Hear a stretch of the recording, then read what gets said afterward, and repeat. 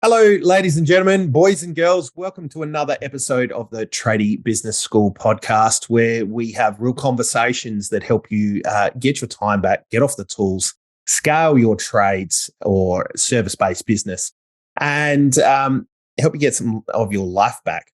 Now, I'm joined today once again with the lovely Louise Ledbrook, who is big at organising me, but we're going to talk today about something a little bit different that's not planning or organising orientated. We're going to talk about something that's quite a little bit of a pain point for me. But what we're going to talk about today is using the right tools for the wrong job.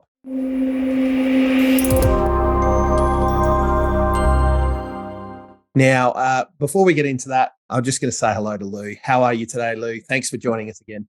Hello, thanks for having me on again. Great to be here. Excellent. So today's topic, Lou, we talked a little bit offline.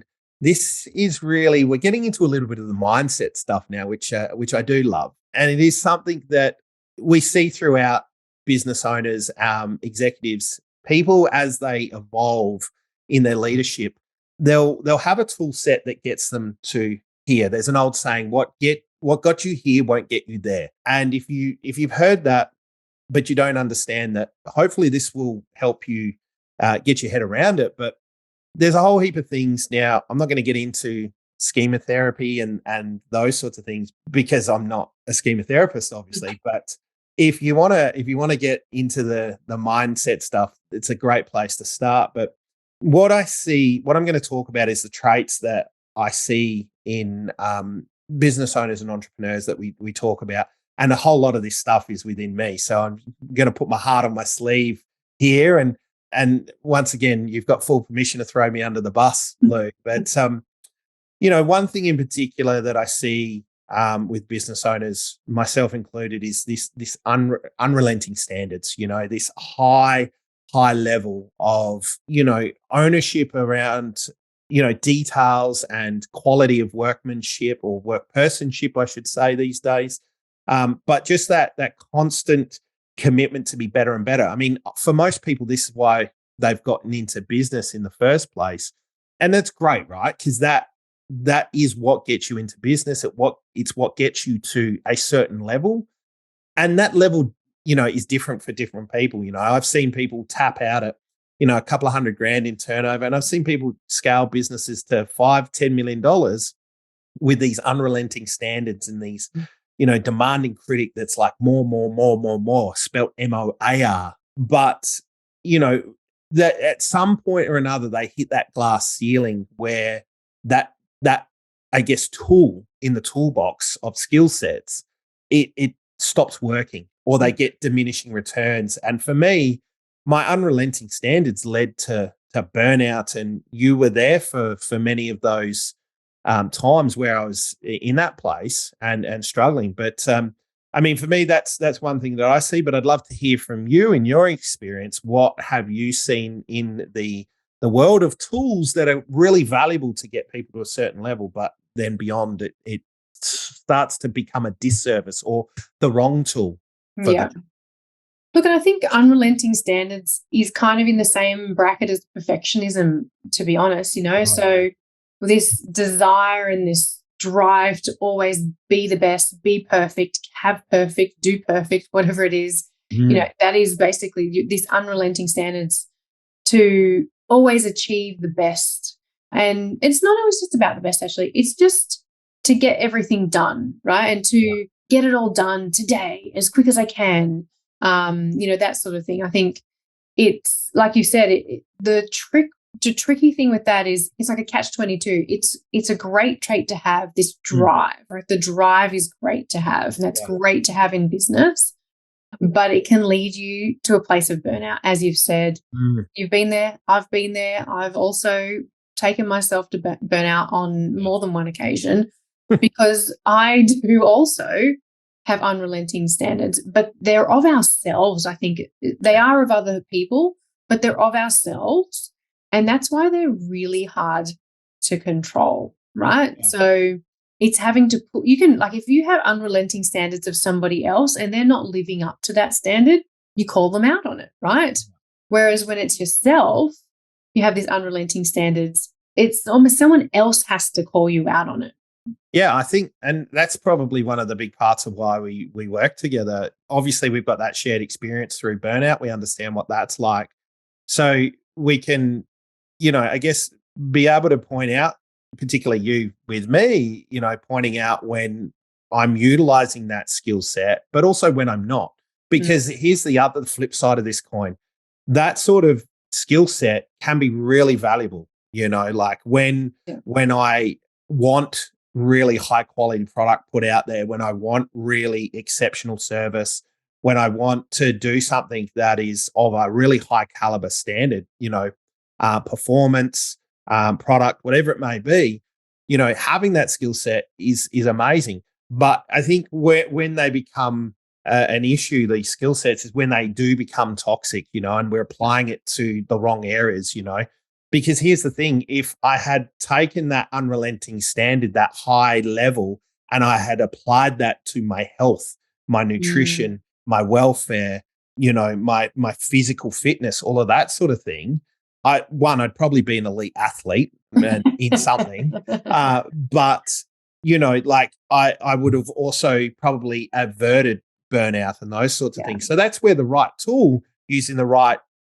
area can also then get you to the next level, right? Because when you double down on caring for yourself and, making sure you're nourished and fueled right, then you can do a lot more. But this is the thing. And we see this in entrepreneurs all the time. They'll double down on things like, taking more caffeine and stimulants and alcohol to calm themselves down. So they'll be really full on with using stimulants, and then it gets to the end of the day and they've got to use all what's the opposite of stimulants? The downers, the depressants.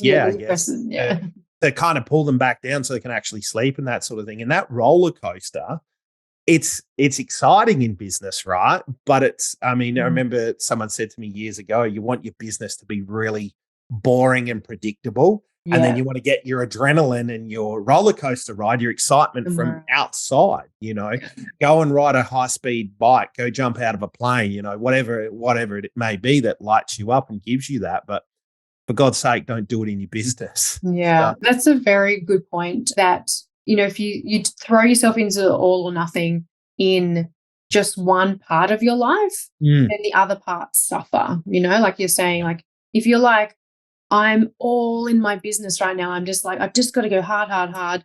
And that's all you're focused on. But your health has slipped, your relationships have slipped away. Like you haven't spoken to your friends in weeks. Like then all of that stuff slips away, right? So it's about how do you find ways to go all in a balanced way on all of those parts of your life so that you can be the best person that you can be, the best business owner, the best mother, father, brother, sister, whatever, you know. Yeah. And that's the thing, those tools, they don't just apply to business, they apply right across life. And I think what's really interesting is, like, I'll have discussions with people and geez, I've said the same thing myself. I'm undisciplined. I've got low standards. I don't care, when, it's been pointed out to me by yourself and by other coaches and mentors too. Like, Adam, you are super disciplined. Like, have a look at this area of your life, e.g. where you've worked 24 hours, 48 hours straight. Like, it takes immense amounts of discipline to do that sort of behavior. But if we took that discipline and we applied it over here and we applied it to having hard boundaries around when you start and stop work, when you turn your phone off and turn your phone off. Like, if we applied that discipline, that tool, and we took it and we used it in the right places, what sort of impact would that have? So, So let me ask you a question then. So do you find when I'll use the word undisciplined, but undisciplined from the perspective of you haven't applied that consistently across different parts of your life and you've just gone hard on, let's say, the work. Do you find then it's really hard to come back? Like, I'm on this ride and I don't know how to get off it. Well, I think it's, Newton's laws of physics. A body in motion will continue to be in motion until acted upon by outside forces. Like, as you build that momentum going down that path using that tool, it's like a spinning wheel. It becomes faster and faster. And I don't know if you've ever spun it like an old bicycle wheel in your hand and then tried to twist it, like you feel the momentum that it's got fighting you.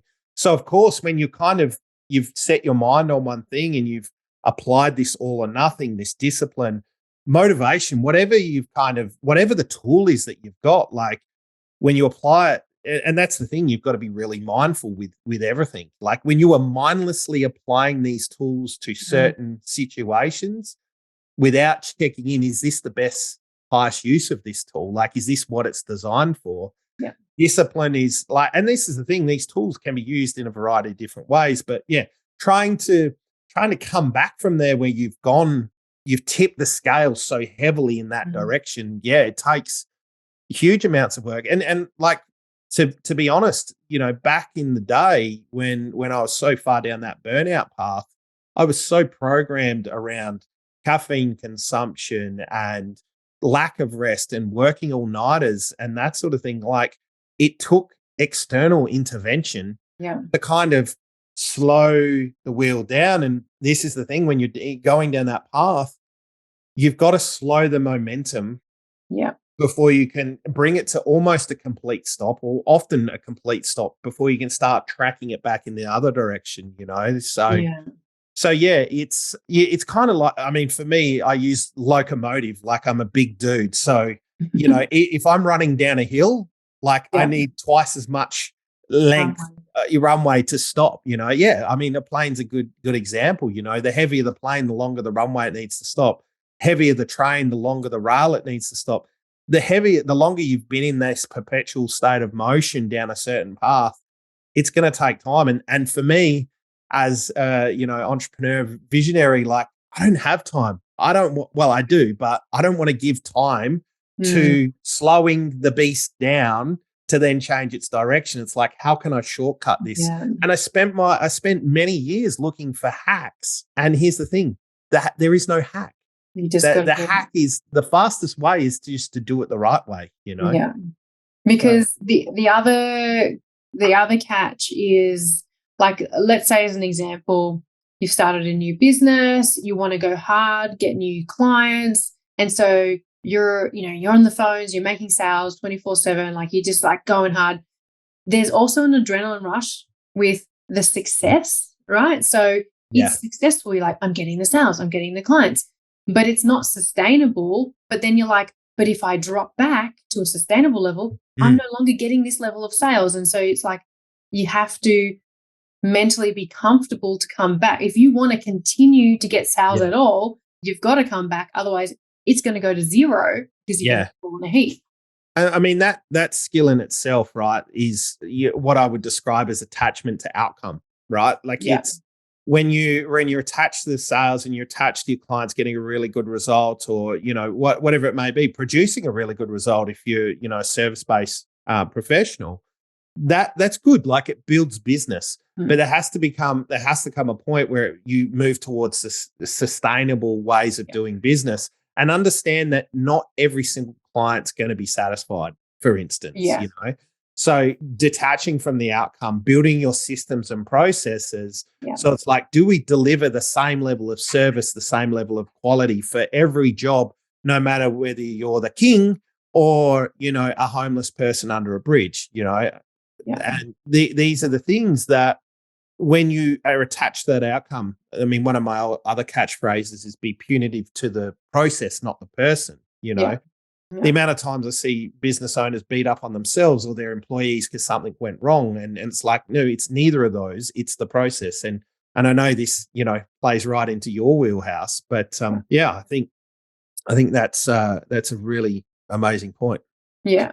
And it doesn't have to be sales. It can be all sorts of different things. If you're doing projects every day and you're working 14-hour days, and you're like, but I have a target. Let's say you have a target of a number of clients that you want to have in any 1 month.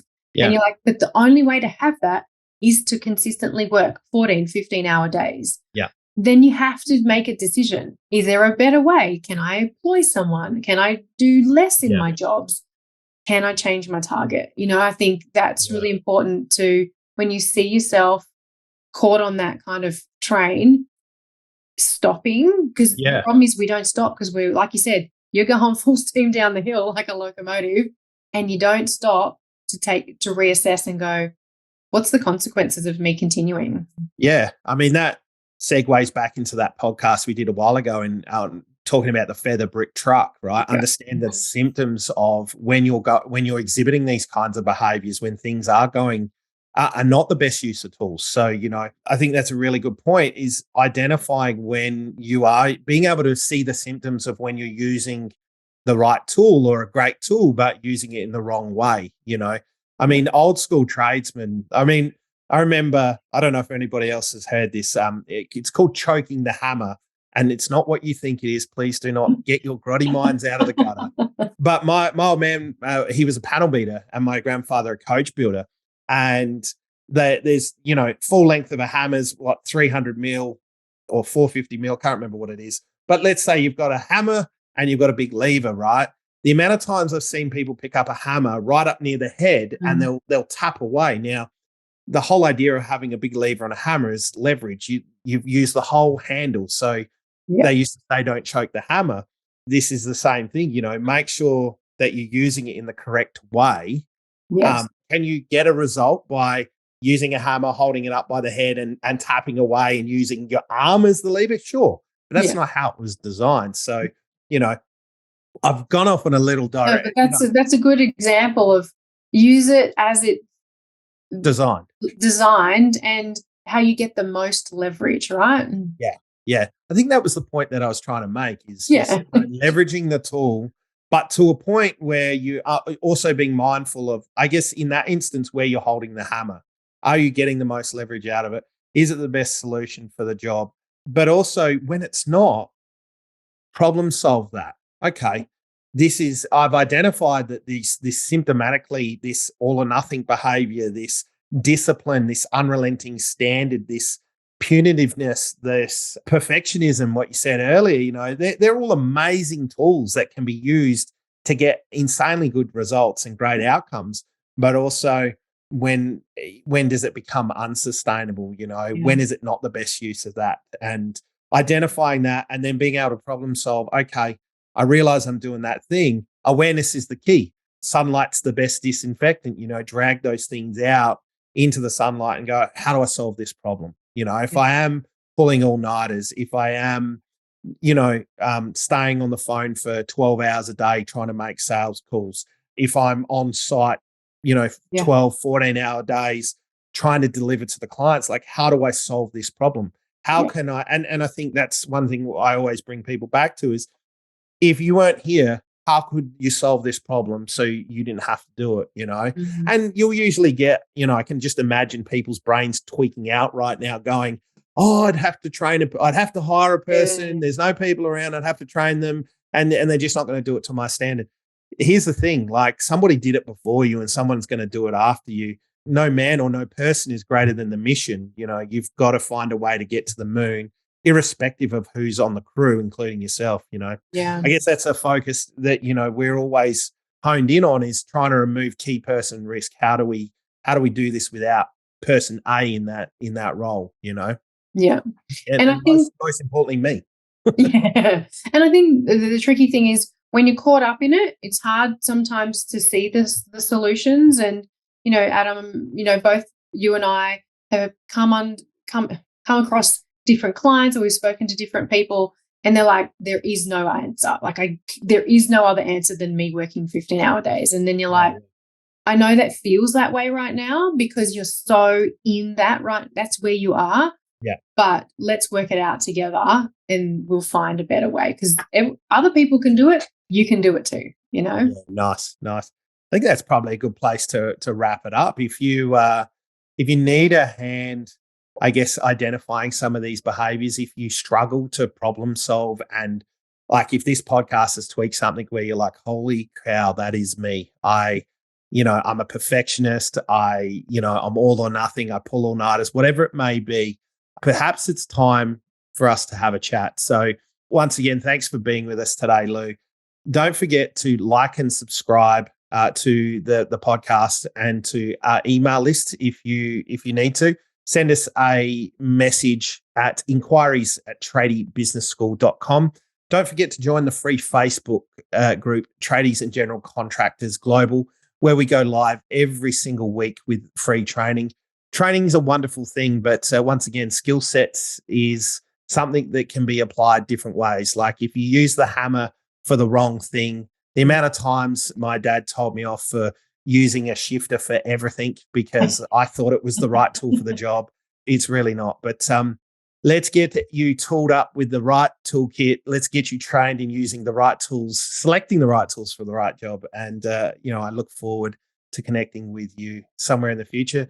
Lou, thanks again for being here. It's always great to see your smiling face. You are the beauty and the brains, and I'm not sure what I'm doing here, but I hope you all enjoyed this podcast. And I look forward to the next one we do together. Thanks again. Thanks.